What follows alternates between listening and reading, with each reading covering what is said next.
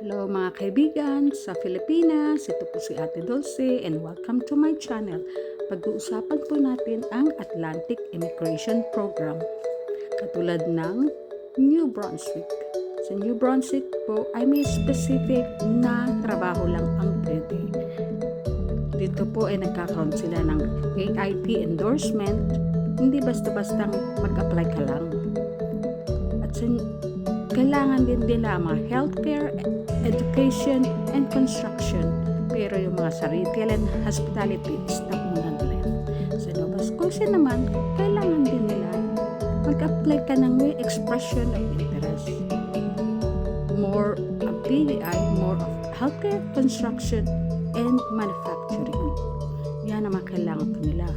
Sa Newfoundland and Labrador, kailangan mo rin ng expression of interest. At sa mga healthcare and education din ang hinahanap nila. Karamihan na mga unskilled ay in-stop muna or pause. So follow me for more.